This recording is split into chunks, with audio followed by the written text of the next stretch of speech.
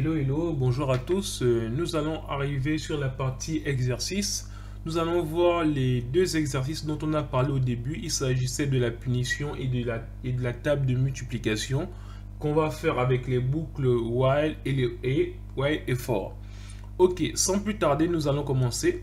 Je vais initialiser une variable que je vais appeler nombre et je vais lui donner la valeur de... Non, pas nombre, je vais prendre une variable que je vais appeler i comme ça et je vais donner la valeur de 0. Donc ici, qu'est-ce qu'on va faire? On va utiliser directement la boucle while. On va dire tant que i est plus petit que, on va dire, supposons que la punition c'est 20 fois. Donc on va dire tant que i est petit que 21. Donc qu'est-ce qu'on va faire? On va juste faire un console.log. On va dire ici i comme ça, ensuite plus là et ensuite, bon là comme ça on va mettre le point. On va dire cette salle n'est pas un réfectoire mais un sanctuaire de travail. Ok, c'est ça qu'on va faire juste 20 fois. Et n'oublions surtout pas, pour éviter les boucles infinies, de mettre un i++. D'accord, si on va voir ce qu'on a obtenu, c'est quoi? C'est là. Vous voyez, on a bien ici. Ça commence bien de 0 à 20. Terminé. Donc là, maintenant, on nous dit ici, cette salle n'est pas un réfectoire, mais un sanctuaire de travail 0, et ainsi de suite. Et on pouvait aussi très bien commencer, au lieu de commencer à 0, on pouvait très bien commencer aussi à 1 directement là. Et là, si on revient voir, on a bien ici, on commence bien à 1. Ok? Jusque là, c'est bon, jusqu'à 20. Voilà la première punition. Bon, le premier exercice, c'est la punition. Deuxième exercice, c'était faire une table de multiplication. Là, on peut garder aussi avec i égale à 1. Donc, qu'est-ce qu'on peut dire juste? While. On va dire tant que i est plus petit que, supposons que 13, parce qu'on veut la table jusqu'à 12. Donc ici, on va juste faire quoi? On va juste faire console.log, pardon, console.log de quoi? Ici, on va dire console.log de quoi? On voulait faire la table de multiplication de, je sais pas, de combien on prend, Bon, je sais pas, on va dire table de 7, ok, ouais, 7. Donc on va dire ici, on va faire comme ça, on va dire ici, non, on va faire comme ça, on va mettre ici 7 multiplié par, voilà, ici, on va mettre là, ici, plus i comme ça. Et là, on va dire plus encore, égal comme ça. Et là, on va mettre plus. On va mettre ici maintenant i fois 7. Ok. Ah oui, il a mis constructor. Non, c'est pas ça, c'est console.log.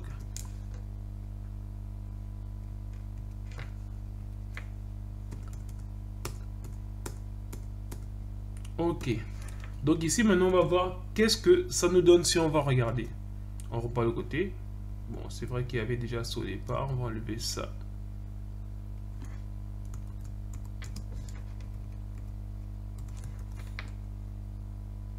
Ok, et donc là maintenant ici, sans oublier encore.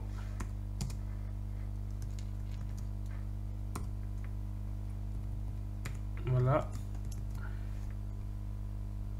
Ok, très bien. Donc vous voyez ici on a bien obtenu 7 fois 1, 7, 7 fois 2, 14, ainsi de suite. Et voilà. Donc vous voyez, on a fait aussi simple que ça la table de multiplication. Donc qu'est-ce qu'on a fait? On a juste pris le console.log, comme ça on a mis 7, d'abord on a écrit fois. Et là on a mis l'espace avec le i. Et là maintenant il y avait l'égal et puis i fois 7, ça donnait le résultat. Voilà aussi si simple que ça, comment faire ce genre d'exercice avec la boucle while. Donc ensuite on va faire la même chose avec la boucle for. Donc comment ça va se passer? Avec la boucle for, on n'a pas besoin de initialiser, comme vous vous rappelez, on n'a pas besoin de faire ça. Parce que là, avec la boucle for, on le fait directement simplement. On va juste faire ça comme ça. For let i égale à on va dire 0. Ou bien non, je vais mettre ici 1. Comme ça, on va reprendre d'abord cet exercice-là. Et là, qu'est-ce qu'on va, on va maintenant dire? On va dire i plus petit que combien? Plus petit que 21, la condition. Et ensuite, on va faire i++. Là, maintenant, on va aller droit au but. On va directement copier ça. Et on va coller. Et voilà, et terminé. Vous voyez ici, le résultat, il est là. D'accord? Maintenant, si on veut faire l'autre, on va dire l'autre exercice, voilà, la table de multiplication, comment on peut le faire avec la boucle for? C'est juste ça, on fait juste for, let i égale à 1, comme ça, on va ça à 1, ok, et donc on va dire i plus petit que 13 strictement, et donc on va dire ici i++. Et là maintenant, qu'est-ce qu'on fait? On va dire ici, on va reprendre juste ce qui est là. Je reprendre ce qui est là. Et là donc, on va remplacer, on obtient ça. Et là, si on sauvegarde, qu'est-ce qu'on a? On a le même résultat. Donc vous voyez, c'est pas bien compliqué à faire. Les boucles for, boucles while, ainsi de suite. Et donc, vous prenez ce qui vous arrange selon le type d'exercice, là où vous vous sentez le plus à l'aise. Bon, moi, de façon générale, c'est celui-là que j'utilise parce que souvent avec les while, j'avais tendance à oublier la condition après. Donc, j'utilise directement ici avec le for parce que je sais qu'avec le for, il y a directement les trois conditions qui sont là. Et avec for, je peux décider de la valeur au départ, la valeur finale, ainsi de suite. Et voilà, donc, c'est à vous de choisir. Et donc, le dernier exercice que je vous demande, c'est de vous-même de pouvoir essayer de le réaliser. Et si vous avez des questions, vous me dites, je ferai la correction. Mais sinon, je ne le ferai pas. Mais c'est seulement en fonction de vous-même. Mais en fait, de quoi il s'agit ici? Il s'agit juste de faire un algorithme qui va me retourner les nombres premiers de 1 à 100 par exemple. Qu'est-ce qu'un nombre premier? C'est un nombre qui n'est divisible que par 1 et par lui-même.